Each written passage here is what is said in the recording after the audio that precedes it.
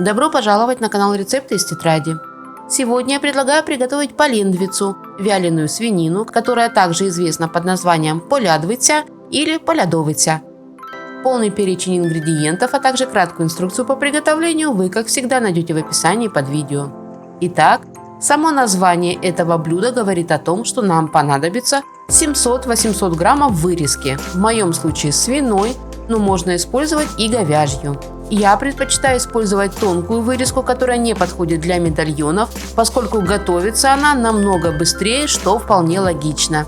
Мясо необходимо в первую очередь засолить, поэтому перекладываем его в емкость подходящего размера и обваливаем его в соли. У меня на такое количество мяса ушло 100 граммов морской соли среднего помола. Очень важно, чтобы соль покрывала мясо со всех сторон. По желанию к соли можно добавить немного, буквально 1 чайную ложку сахара, но лично мне вариант полендвицы без сахара нравится гораздо больше.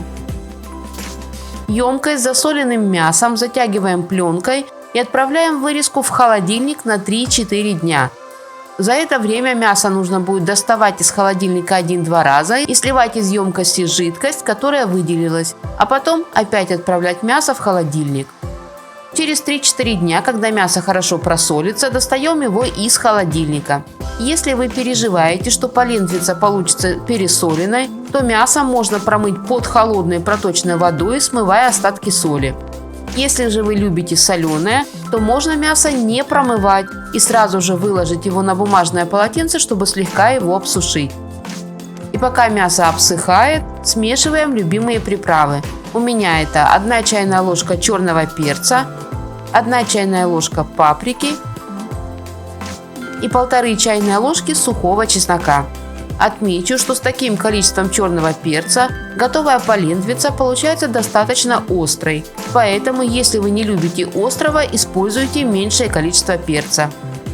Уже подсохшее мясо обваливаем в получившейся смеси перцев, стараясь, чтобы ароматная смесь покрыла мясо со всех сторон плотной корочкой. К слову, вы с легкостью можете регулировать по своему вкусу и желанию не только количество, но и состав используемых приправ.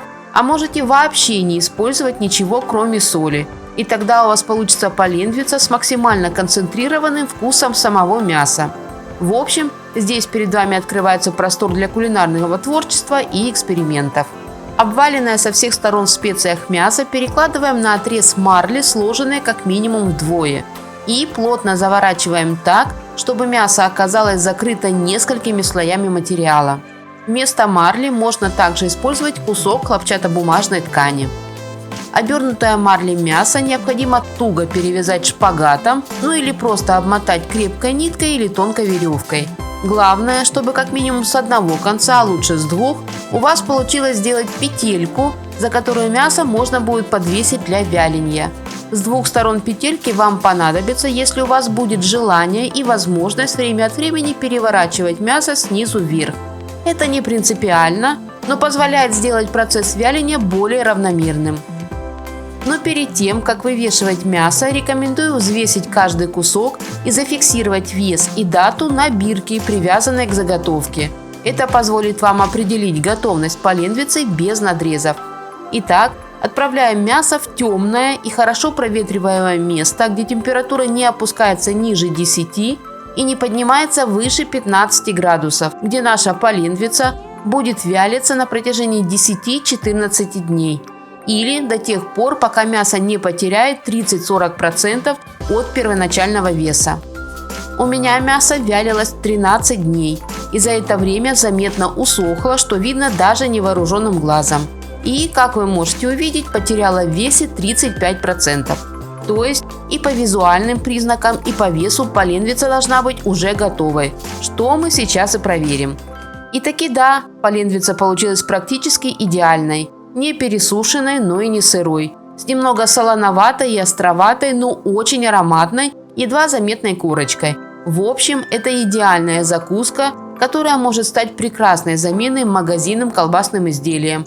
При этом, замечу, гораздо более дешевой и доступной заменой. Ну и, естественно, намного более вкусной и полезной. Поэтому обязательно попробуйте приготовить полендвицу по этому рецепту. Тем более, что для этого не нужно покупать каких-то специальных ингредиентов или приспособлений.